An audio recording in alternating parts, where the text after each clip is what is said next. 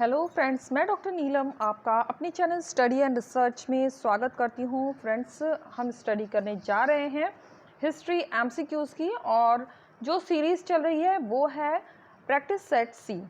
अगर आपने पिछले वीडियोस नहीं देखे हैं तो आप डिस्क्रिप्शन बॉक्स में जाकर इन प्रैक्टिस सेट्स को देख सकते हैं, जो कि अपलोड हो चुके हैं, प्रैक्टिस सेट ए और बी, जिनमें आपको हिस्ट्री के एमसीक्यूज़ मिलेंगे जो कि बहुत ही इम्पॉर्टेंट है एग्ज़ाम के पर्पज़ से। आप चाहे पीजीटीटी की तैयारी कर रहे हो या टीजीटी की और नेट जेआरएफ, इन सभी को ये कवर करने वाला है।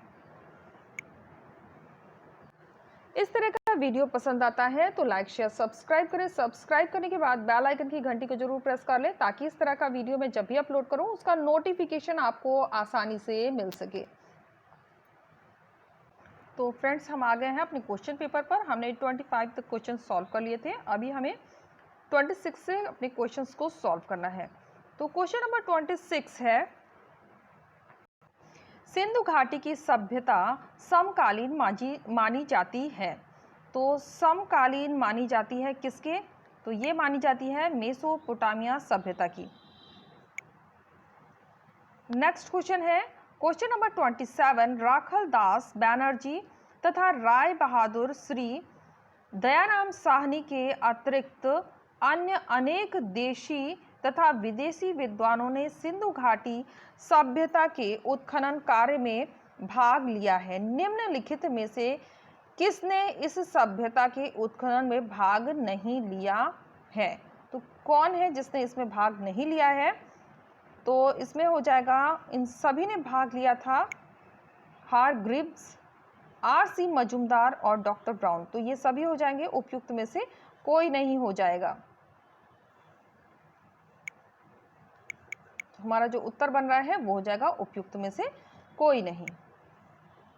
नेक्स्ट क्वेश्चन देखते हैं, क्वेश्चन नंबर 28, भोज्य दृष्टि से सिंधुवासी थे।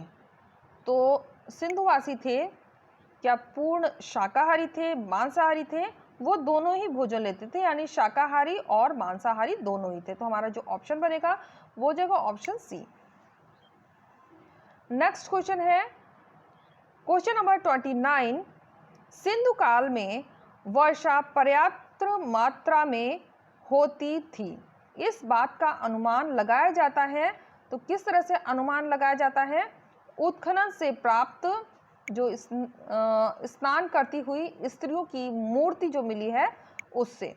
तो ऑप्शन ए हमारे यहाँ पे करेक्ट हो जाएगा। सिंधुवासियों के हथियारों में किस धातु का प्रयोग नहीं किया जाता था? तो लोहा यहाँ से बिल्कुल भी नहीं मिला है, ये वैदिक काल में जाकर लोहे की हमें प्राप्ति हुई है। तो यहाँ पे जो हमारा ऑप्शन होगा वो हो जाएगा ऑप्शन सी, लोहा यहाँ से प्राप्त नहीं हुआ है। नेक्स्ट क्वेश्चन है क्वेश्चन नंबर 31, निम्नलिखित में से किस वृक्ष को सिंधुवासी सर्वाधिक पवित्र मानते थे? तो पीपल के पेड़ को सिंधु काल में बहुत ही पवित्र वृक्ष माना गया है।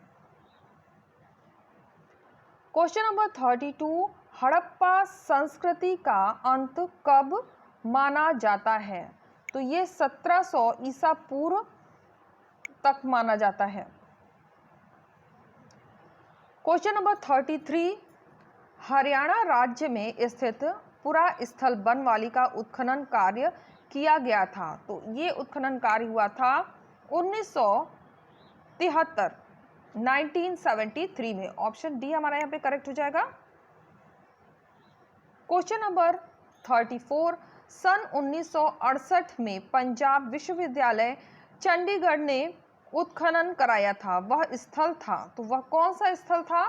तो ये स्थल था मीता थल। ऑप्शन बी हमारा यहाँ पे करेक्ट होगा। सिंधु घाटी की सभ्यता थी। तो सिंधु घाटी की सभ्यता किस तरह की थी? ये एक नगरीय एवं व्यापारिक प्रधान थी। यहाँ पर व्यापार भी होता था और नगर की तरह यहाँ की व्यवस्था थी। जैसे कि वहाँ पे नालियाँ मिली हैं बहुत ही सुव्यवस्थित तरीके से, सड़कें मिली हैं समकोण पर काटती हुई। तो इसलिए ये एक नगरीय सभ्यता थी। फिर क्वेश्चन नंबर 36, सिंधु घाटी सभ्यता के उत्खनन में कुछ बटन के आकार की मुद्राएं प्राप्त हुई हैं। इन मुद्राओं पर निशान अंकित है। तो किस तरह के निशान अंकित हैं? तो ये अंकित जो निशान मिले हैं वो हैं स्वास्तिक के। स्वास्तिक का जो प्रथम हमें चिन्ह प्राप्त होता है, ऐसे भी क्वेश्चन बनता है कि प्रथम चिन्ह कहाँ से, किस सभ्यता से मिला है, तो ये सिंधु घाटी की सभ्यता से ही मिला है। आगे क्वेश्चन नंबर 37, तांबे की बनी हुई इक्का गाड़ी कहाँ प्राप्त हुई है? तो तांबे की ये भी प्राप्त हुई है हड़प्पा सभ्यता से, तांबे की इक्का गाड़ी। सिंधुकालीन छेनियों का आकार था, तो उनका जो आकार था वो वर्गाकार और आयताकार, यानी दोनों ही प्रकार का था, वर्गाकार और आयताकार। नेक्स्ट क्वेश्चन आ जाते हैं, क्वेश्चन नंबर 39, मोहनजोदाड़ो की सर्वाधिक चौड़ी, जिसे राजपथ कहा जाता था, सड़क की चौड़ाई थी। तो ये चौड़ाई लगभग 10 मीटर की थी। तो ऑप्शन सी हमारा यहाँ पे करेक्ट हो जाएगा। इसके बाद आ जाता है क्वेश्चन नंबर 40,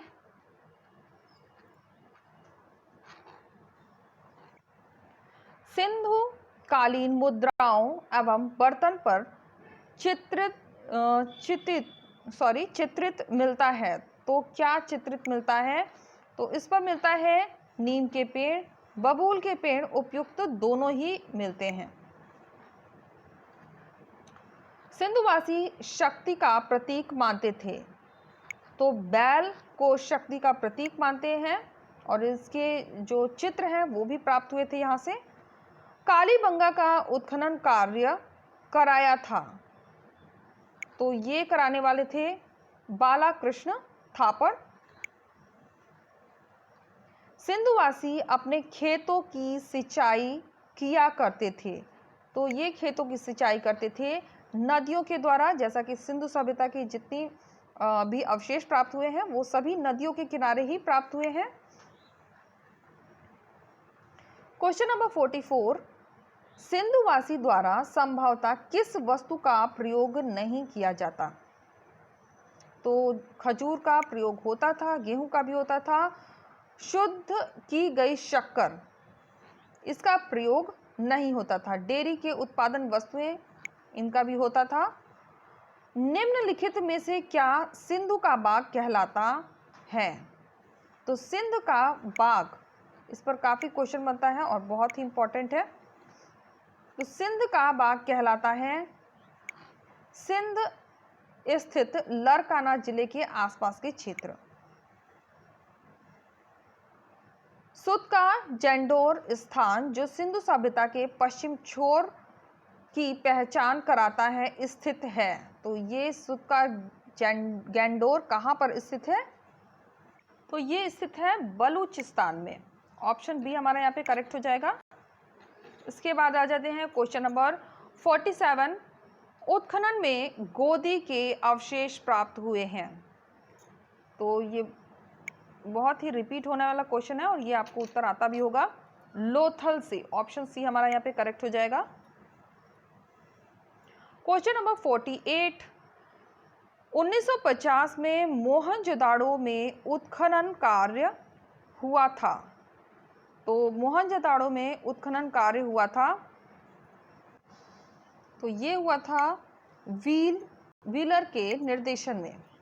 क्वेश्चन नंबर 49, 1955 से 57 के मध्य कोट दीजी का उत्खनन कार्य कराया गया था। तो ये कराया गया था F.A. खान के द्वारा। क्वेश्चन नंबर 50 और ये लास्ट क्वेश्चन है इसका, भारत में गुजरात प्रांत में सिंधु घाटी सभ्यता के स्थल थे। तो कौन कौन से स्थल सिंधु घाटी सभ्यता के गुजरात में प्राप्त हुए हैं? तो ये हो जाएगा रंगपुर, रोजदी, मालवड़, लोथल और सुरकोटरा। अभी हम क्वेश्चंस देख लेते हैं जो कल मैंने आपको सॉल्व करने के लिए दिए थे। तो सबसे पहला जो क्वेश्चन आ जाता है वो है 6ठी शताब्दी ईसा पूर्व में 16 महाजनपदों का उल्लेख प्राप्त होता है। तो ये उल्लेख जो प्राप्त होता है वो प्राप्त होता है अंगुत्तर निकाय से।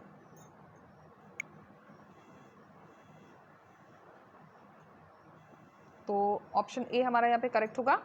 इसके बाद क्वेश्चन नंबर 2, कौशाम्बी किस महाजनपद की राजधानी थी? तो यहाँ पे मैं थैंक्स कहना चाहूँगी पवन को। पवन बहुत मेहनत कर रहे हैं, उन्होंने काफ़ी क्वेश्चंस के आंसर दिए हैं, तो थैंक्स पवन, ऐसे स्टडी करते रहिए। क्वेश्चन नंबर 2 है, कौशाम्बी किस महाजनपद की राजधानी थी? तो कौशाम्बी जो राजधानी है वो है वत्स की। ऑप्शन बी करेक्ट है। और पवन आपके ये सभी क्वेश्चंस करेक्ट हैं। क्वेश्चन नंबर 3, जैन धर्म में संलेखना से तात्पर्य है? तो इसका जो तात्पर्य निकलता है यानी अर्थ निकलता है वो है उपवास द्वारा शरीर का त्याग करना, और चंद्रगुप्त मौर्य के द्वारा इसी विधि के द्वारा अपने शरीर का त्याग किया गया था। क्वेश्चन नंबर 4, जैन तीर्थकार पार्श्वनाथ का प्रतीक है? तो ये प्रतीक था सर्प फण का, और दिसंबर 2019 का जो नेट का पेपर हुआ है उसमें ये क्वेश्चन आया भी था, इसलिए बहुत ही इंपॉर्टेंट है। आगे चलते हैं। द्वितीय बौद्ध संगति का आयोजन हुआ था? तो द्वितीय बौद्ध संगति का आयोजन हुआ था वैशाली में। ऑप्शन ए हमारा करेक्ट हो जाएगा। बुद्ध ने अपने जीवन के सर्वाधिक उपदेश दिए हैं? तो बुद्ध के द्वारा जो सर्वाधिक उपदेश दिया गया है वो दिया गया है श्रीवस्ती। ऑप्शन बी हो जाएगा। बुद्ध के पंचशील सिद्धांत का वर्णन किस उपनिषद में मिलता है? तो पंचशील सिद्धांत की बात कर रहा है, इसका वर्णन किस उपनिषद में हमें मिलता है? तो ये मिलता है छांदोग्य उपनिषद। ऑप्शन सी हमारा यहाँ पे करेक्ट हो जाएगा। महायान बौद्ध संप्रदाय का सबसे महत्वपूर्ण ग्रंथ है? महायान बौद्ध संप्रदाय का सबसे महत्वपूर्ण ग्रंथ है। तो इसमें ऑप्शन जो हमारा बनेगा वो हो जाएगा भगवती सूत्र। ऑप्शन सी हमारा यहाँ पे करेक्ट हो जाएगा। इसके बाद है शून्यवाद के प्रवर्तक थे? तो शून्यवाद का प्रवर्तक कौन माना जाता है? नागार्जुन। ऑप्शन ए हमारा यहाँ पे करेक्ट हो जाएगा। मगध राज्य की प्रारंभिक राजधानी थी? तो प्रारंभिक राजधानी जो मगध राज्य की थी वो थी गिरिब्रज, या इसे राजगृह के नाम से भी जाना जाता है। पाटलिपुत्र नगर की स्थापना की थी? तो इस नगर की स्थापना उदयन ने की थी। ऑप्शन सी हमारा करेक्ट होगा। शायद इसमें पवन आपने गलत उत्तर दे दिया है, मुझे जहाँ तक याद आ रहा है। आपका मैंने आंसर्स चेक किया था, इसमें आप करेक्शन कर लीजिएगा। फिर नेक्स्ट क्वेश्चन है क्वेश्चन नंबर 12, शिशुनाग वंश का अंतिम शासक था? तो शिशुनाग वंश का जो अंतिम शासक हुआ है वो है काकवर्ण। किस इतिहासकार ने लिखा है कि अधिकृत भारतीय क्षेत्र ईरानी शासक दार्याहुआ प्रथा का 20वां प्रांत था? तो 20वां प्रांत था, ये कहा था हेरोडोटस। ऑप्शन ए हमारा यहाँ पे करेक्ट होगा। क्वेश्चन नंबर 14, वितिस्ता का युद्ध चर्चित है? तो इस युद्ध को हाइडेस्पीच के नाम से भी जाना जाता है। किस युद्ध को? वितिस्ता का जो युद्ध हुआ था। नेक्स्ट क्वेश्चन है क्वेश्चन नंबर 15,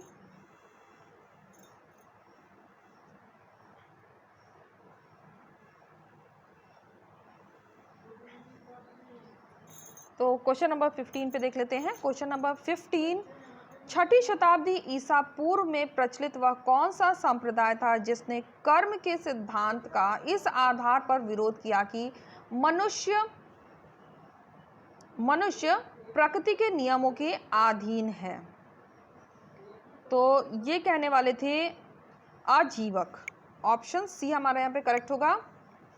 आजीविक संप्रदाय का संस्थापक या प्रतिपादक कौन है? तो ये प्रतिपादक थे मखनी गोशाल, और ये भी नेट का आया हुआ क्वेश्चन है। ईयर नहीं मुझे याद आ रहा है, लेकिन ये नेट का आया हुआ क्वेश्चन है। फिर आगे चलते हैं, क्वेश्चन नंबर 17। बुद्ध के गृह त्याग के उपरांत उनके पहले गुरु थे। तो बुद्ध के गृह त्याग के उपरांत उनके पहले गुरु कौन बने थे? तो उनके जो पहले गुरु थे वो हो जाएंगे अलार और कलाम। ऑप्शन डी हमारा यहाँ पे करेक्ट हो जाएगा। प्रथम बौद्ध संगति का अध्यक्ष कौन था? तो प्रथम बौद्ध संगति की बात कर रहा है, तो ये हो जाएंगे महाकश्यप। निम्नलिखित में से कौन बौद्ध धर्म के त्रिरत्न का अंग नहीं है? त्रिरत्न का अंग जो नहीं है वो हो जाएगा निर्माण, और ये भी नेट का ही क्वेश्चन है। नेट के पेपर को अगर आप सॉल्व करेंगे तो आपको ये क्वेश्चन मिल जाएंगे। और अगर आपको नेट के पेपर्स देखने हैं तो आप डिस्क्रिप्शन बॉक्स में जाएं, मैंने नेट का पेपर सॉल्व कराया हुआ है। ये जानकारी मैं न्यू जो सब्सक्राइबर हैं उनको दे रही हूँ। अगर आपको कंप्लीट हिस्ट्री के नेट के पेपर्स देखने हैं तो आप डिस्क्रिप्शन बॉक्स में जाएं, वहाँ पर मैंने जो पेपर्स है 3 पार्ट्स में करके अपलोड किया है। एक तो प्राचीन इतिहास, फिर उसके बाद मिडविल हिस्ट्री उसका, मध्यकालीन इतिहास, फिर आधुनिक इतिहास। तो इस तरह से डिवाइड करके मैंने पेपर प्रोवाइड किया है, और हमने 2004 से लेके दिसंबर 2019 तक के सभी पेपर सॉल्व कर लिए हैं, और उसकी डिटेल स्टडी जल्द ही मैं स्टार्ट करने वाली हूँ। थोड़ी नेट की यहाँ प्रॉब्लम हो रही है, तो चलिए आगे चलते हैं। अपलोडिंग में भी नेट की प्रॉब्लम हो रही है, जिसकी वजह से मैं टाइम से आपको वीडियो प्रोवाइड नहीं कर पा रही हूँ। क्वेश्चन नंबर 20, निम्नलिखित में से कौन महायानी संस्कृत लेखक था जो प्रारंभ में हीनयानी था? प्रारंभ में हीनयानी था, तो वो कौन था? तो वो था अश्वघोष। ऑप्शन ए हमारा यहाँ पे करेक्ट हो जाएगा। इसके बाद आ जाते हैं क्वेश्चन नंबर 21 पे। निम्नलिखित किस, एक मिनट, हाँ, निम्नलिखित किस लेखक को मिलिंद पन्नहों का रचनाकार माना जाता है? मिलिंद पन्नहों का रचनाकार किसे माना जाता है? तो ये माना जाता है नागसेन को। ऑप्शन ए हमारा करेक्ट हो जाएगा। इसके बाद क्वेश्चन नंबर 22, अश्वघोष की निम्न में से किस रचना को संस्कृत साहित्य में उपलब्ध सबसे प्राचीन नाट्य ग्रंथ माना जाता है? तो नाट्य ग्रंथ माना जाता है सारीपुत्र प्रकरण।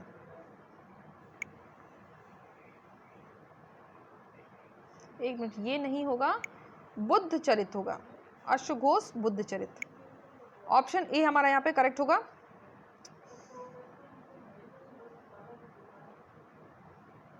सॉरी, ये भी गलत है, सौंदर्यानंद होगा, ये हो जाएगा, यहाँ पे मिस्टेक हो गया है, इसको हम क्रॉस कर लेते हैं, सौंदर्यानंद ही होगा।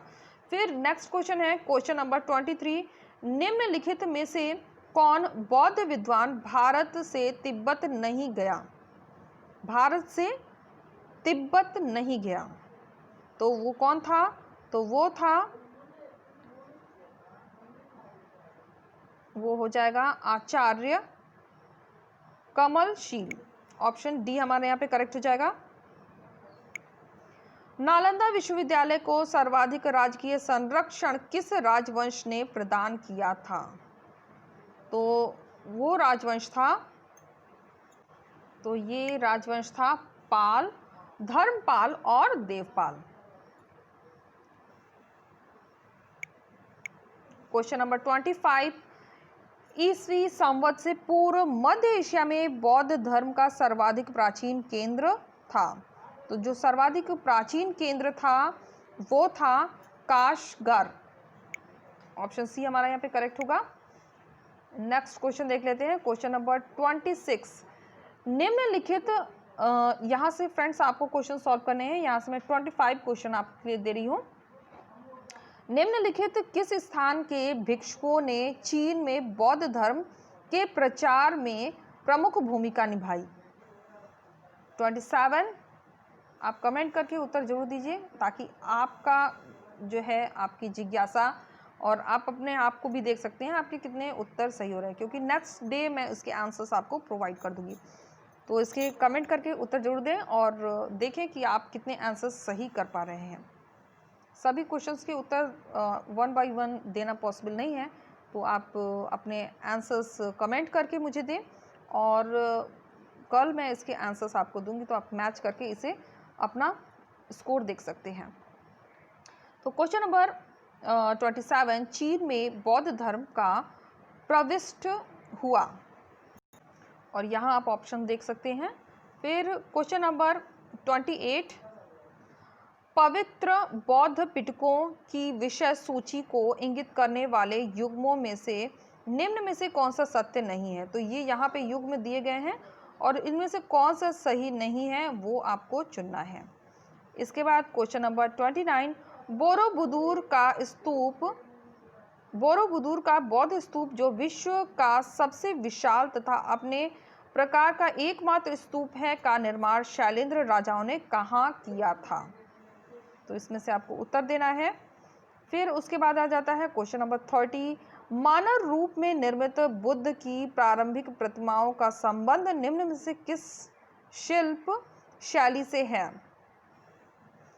नेक्स्ट क्वेश्चन है, पश्चिम भारत के निम्नलिखित किस स्थल से बौद्ध विहारों की विशालतम समूह जिसमें 130 गुफाएं पाया गया है कौन सी है? निम्नलिखित किस स्थल पर महावीर की मृत्यु हुई थी? तो बहुत इजी है, आप इजी क्वेश्चंस के कम से कम आंसर्स जरूर दें अगर सभी के देना नहीं चाहते हैं तो। क्वेश्चन नंबर 33, जैन धर्म में अपने आध्यात्मिक विचारों को किससे ग्रहण किया?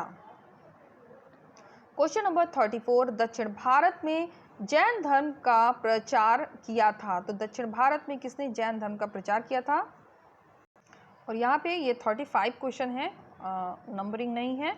तो निम्न में से कौन युग्म सुमेलित नहीं है? तो जो युग्म सुमेलित नहीं है वो आपको इसमें से चूज करना है। क्वेश्चन नंबर 36, निम्न में से कौन सा ग्रंथ भागवत धर्म ग्रंथ नहीं है? पंच रात्र तथा भागवत संप्रदाय अंततः किसमें विलीन हो गए? निम्नलिखित किस ग्रंथ में सर्वप्रथम देवकी पुत्र कृष्ण का उल्लेख किया गया है?